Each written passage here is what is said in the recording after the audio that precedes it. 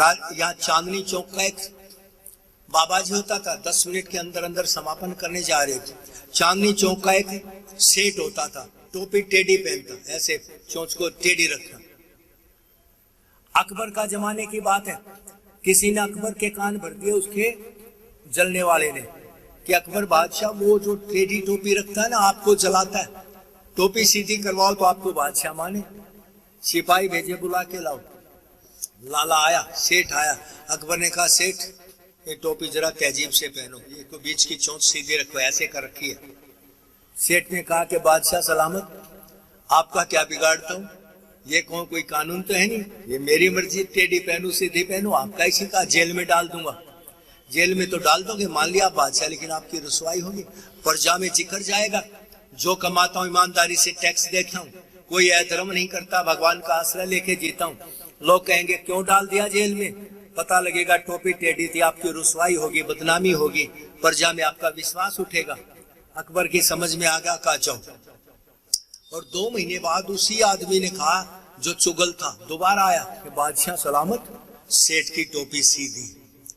कहा सीधी, हमने जेल का भय डाला तो टोपी टेढ़ी रही, सीधी नहीं, रात सीधी कैसे, बुलाओ। दोबारा सिपाही भेजे, देखा तो आज तो सेठ सीधी पहने था। कहा सेठ साहब ये टोपी सीधी कैसे हो गई। कहा आज मुझे पता चल गया मुझसे बड़ा भी कोई इस दुनिया में है। अर्थात अकबर को बड़ा नहीं मानता था, लेकिन आज पता चल गया मुझसे बड़ा कोई इस दुनिया में है, इसलिए अब टेढ़ीपन का काम ही कर, अब तो सीधी हो गई। कहा कौन है बड़ा। राजा ने पूछा, अकबर ने मैं समझा नहीं कि राजा साहब मेरे घर में एक बेटी ने जन्म ले लिया, और जब बेटी हो गई तो इसका मतलब है उसका दामाद भी, मेरा दामाद भी कोई पैदा हो चुका है, उसका दुल्हा भी। आमतौर पे पति बड़ा होता उम्र में, तो आज बेटी हुई है तो इसका मतलब उसका पति पहले जन्म ले चुका है। आज मुझे पता चल गया मेरा दामाद, और कहते ना बेटी वाला तो गरीब होता है बेचारा, गलती ससुराल वाले करेंगे माफी वो मांगेगा। कहा आज मैं छोटा पड़ गया इसलिए टोपी सीधी हो गई, तेरी एक तो परवाह नहीं करता, लेकिन बेटी हो गई तो मैं आज छोटा हो गया। ये बेटी का ख्याल। और एक बुढ़ा आदमी बेटी को कंधे पे लेके जा रहा, पछेती औलाद हुई थी, बेटी हो गई, कंधे पे जा रहा, यात्रा करा। स्वामी राम तीर्थ बात के बहुत बड़े संत हुए। स्वामी राम तीर्थ ऐसे संत हुए कि उन्होंने नौकरी, बनारस से हिंदू विश्वविद्यालय में लेक्चरर होते थे वो, अभी कुछ सालों की तो बात है, उनको निकाल दिया। कहा तुम ये भगवान के चक्कर में ज्यादा रहते हो, भजन कीर्तन वगैरह, हम तुम्हारी सेवाओं की जरूरत नहीं निकालते, ये अपनी तनख्वाह पकड़ो। और तनख्वाह लेके स्वामी राम तीर्थ ने मिठाई खरीदी और आके मोहल्ले में मिठाई बांटने लग गए। लोगों ने कहा क्या खुशी होगी, कहा मेरी नौकरी छूट गई, नौकरी छूट गई। अरे नौकरी छूट गई और दिवाली मना रखा, मनाऊं क्यों नहीं, ये झंझट था 7-8 घंटे, तेरी 2 टकियां दी नौकरी मेरा लाखों दा। ये 7-8 घंटे खराब होते तब तो ये घंटे भी राम की सेवा में गुजरेंगे, मौज हो गई, खाओ मिठाई मनाओ दिवाली। वो राम तीर्थ जा रहे, वो राम तीर्थ जा रहे। राम तीर्थ को लगा बुढ़ा बच्ची को बिठाए है, थक गया होगा, उसने कहा बाबा बेटी को जरा मुझे दे दो, मैं अपने कंधे पे बिठा लूं, आप थक गए होगे। और बाबा ने क्या बात कही बुढ़े आदमी ने, बाबा का मतलब बुजुर्ग था इसलिए बाबा कह रहे, कोई सन्यासी नहीं था। उस बुजुर्ग ने कहा कि स्वामी बेटी कभी बोझ नहीं होती बाप के लिए, बेटी बाप के लिए कभी बोझ नहीं होती, और जो बाप बोझ मान ले वो कभी बाप हो नहीं सकता। जो बोझ मान ले बेटी को वो कभी बाप नहीं हो सकता। देखना नाई के आगे दुनिया में सबसे पैना हथियार माना गया उस तरह, और नाई के आगे जाके आंख बंद करके गर्दन सौंप देंगे कि लो चलाओ उस तरह। जरा सा हाथ बह जाए तो गर्दन भी कट सकती है, लेकिन भरोसा, नाई बाल काटेगा गर्दन नहीं काटेगा। बस के ड्राइवर रोज गड्ढे में बसें डाल देते हैं, फिर भी बसें सवारियां बैठनी बंद नहीं होती, तो भरोसा होता कि बस को ठीक ले जाएगा। कर्जा देते रोज मारा जाता, फिर भी भरोसा होता, भरोसे पे दुनिया चलती है। रोज तलाक होते हैं, रोज दुल्हनें मारी जाती है, लेकिन शादियां बंद नहीं हुई, फिर भी बाप को भरोसा है कि दुनिया के लोग दहेज हत्या करते होंगे, लेकिन तेरी बेटी को तेरा दामाद अच्छी तरह रखेगा। एक जमाई पे भरोसा, इसलिए शादियां करते रहते। वैसे अकबर से बीरबल ने पूछ लिया, एक विनोद की बात आखिर कहा बीरबल, अकबर तो सवाल करता था, बीरबल को कहा कि जाओ 2 चीजें लेके आओ, एक वफादार लाओ, एक बेवफा लाओ। बीरबल ने कहा साहब कल ले आऊंगा। अगले दिन बीरबल एक कुत्ते को ले गया अकबर के पास, एक आदमी को ले गया। कहा ये ले आया, कहा ये क्या? कहा कुत्ते से बड़ा वफादार तो कोई है नहीं, जरा सा इतना नमक हलाल है, नमक खाएगा तो अपनी जान पहले देगा, मालिक की जान बाद में जाने देगा। ये तो वफादार को, ये कौन किए? ये हरामी बेवफा। क्या ये कौन है? कहा हजूर ये जमाई है, जमाई। अरे जमाई नहीं, हरजाई है, हरजाई नहीं कसाई है पक्का। कितना ही दे दो बेचारा बेटी वाला, कितना ही दे दो, भरता ही नहीं। ताना कसी क्या खाक लाई, तेरे बाप ने क्या दिया ये? अकबर को कहा बीरबल पूरा कसाई है ये तो, बेवफा। अच्छा। अकबर ने कहा सारे जमाइयों को फांसी तोड़ दो। हुक्म। सारे जमाई इतने हराम तो सारे जमाइयों को फांसी तोड़ दो। हुक्म का पालन हो, 1 हफ्ता लगेगा। 1 हफ्ते का टाइम दिया। बीरबल ने फांसी ऐसे राउंड में बनवा दी, बड़े ग्राउंड में, कुछ रस्सी की, कुछ आगे सफेद उस पे तार लपटवा दिए, कुछ चांदी वाले लपटवा दिए, बीच में एक फांसी सोने के तारों की बनी। ऐसे चलते चलते और हफ्ता बाद का हजूर फांसी का इंतजाम तैयार है, जरा निरीक्षण कर लो। अकबर आया, साथ में देखते देखते और चलता चलता जब वहां बीच में पहुंचा, कहा ये अलग से फांसी क्यों? ये सोने के तार लपटवाए, ये अलग क्यों? कहा हजूर ये आपके लिए। कहा क्या? कहा हजूर सबसे पहले आपसे ही तो मौत। क्या आप भी तो जमाई हो? कहा फांसी का ऑर्डर कैंसिल, आप भी तो जमाई हो। अकबर की समझ, का फांसी का ऑर्डर कैंसिल, कोई जमाई फांसी नहीं तोड़ा जाएगा। सबको जमाई बनना पड़ता है, सबको जमाई बनाना पड़ता है, लेकिन जमाई देखना कितना बड़ा भरोसा है उस बाप को कि कितने ही दहेज हत्याएं होती हो, कितनी तलाक की मारामारी हो, दहेज की मारामारी हो, मेरी बेटी को मेरा दामाद ठीक करे, एक भरोसा है। और भेज देता अपनी पाली पोसी जान के टुकड़े को। और उसको भी तो देखिए दुल्हन को, दुल्हन एक अनजान आदमी के साथ एक कार में बैठ जाती है, जिंदगी की नई मंजिल पे जाती है। कभी नहीं कहती पिताजी पता नहीं रोटी मिले ना मिले, आटा मिले ना मिले, पिताजी एक तो बोरी जरा आटा तो भिजवा दो। नहीं, भरोसा है एक अनजान पे भरोसा कि मेरा सोहर, मेरा पति मुझे खुशी देगा, मेरी इच्छाओं को पूरी करेगा, समय पे भोजन देगा। भरोसे पे दुनिया टिकी है। आज भी शादियां होती है और कितनी कितनी बेचारी मासूम बच्चियां दहेज की आग का शिकार हो जाती हैं। एक बाप था, बेटी थी, एक ही संतान बेटी,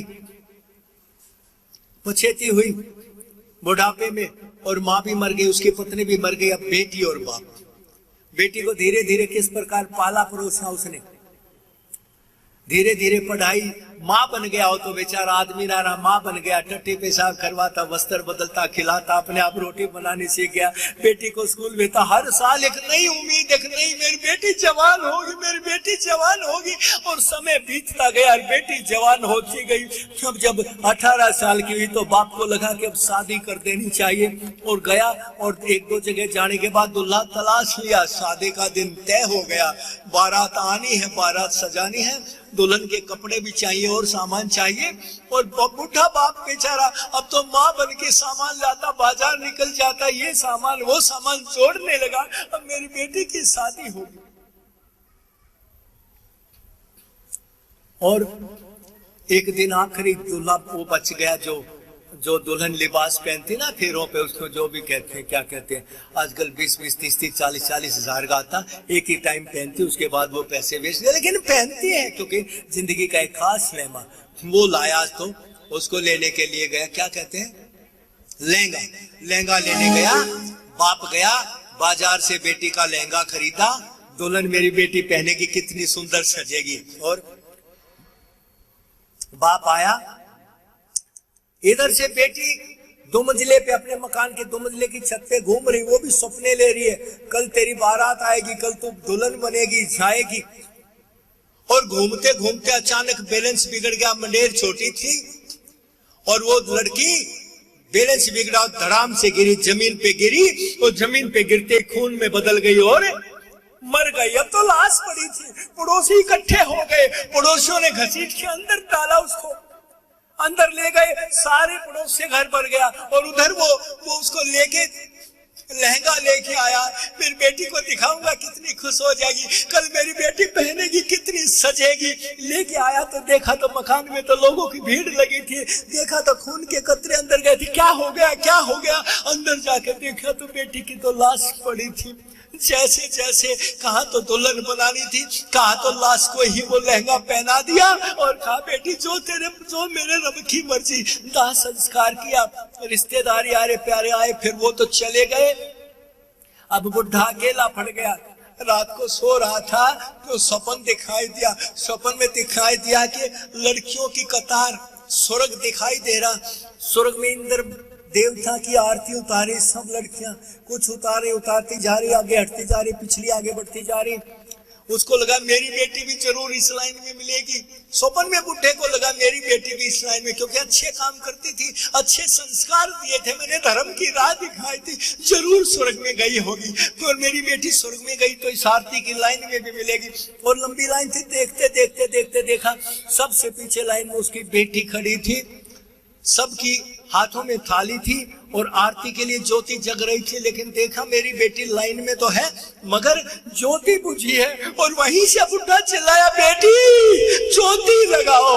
आरती ज्योति लगा के उतारते, बुझी हुई ज्योति से आरती नहीं उतारते, ज्योति जगाओ बेटा।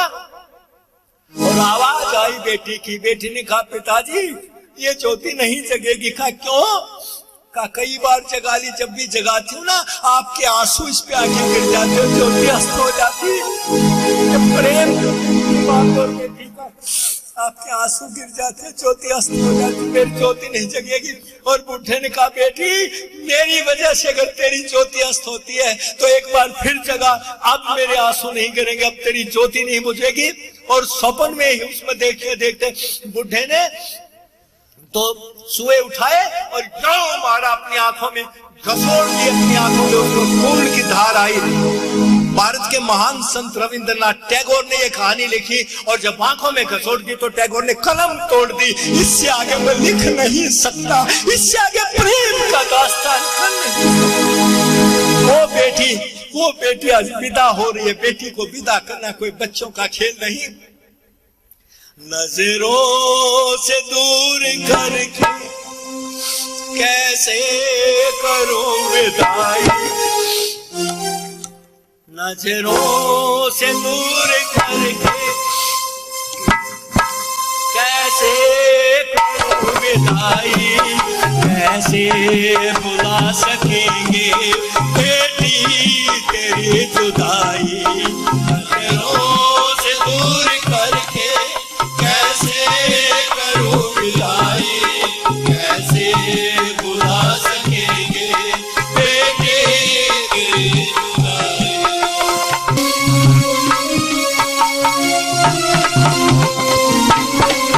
जब से तुझे पाया दिल में तुझे बसाया, तुझे देख देख जिए बाकी है सब भुलाया। जब से तुझे पाया दिल में तुझे बसाया, तुझे देख देख जिए बाकी है सब भुलाया। कैसे है जग की रीति, कैसी है ये खुदाई, कैसे भुला सकेंगे बेटी तेरी जुदाई। नजरों से दूर करके कैसे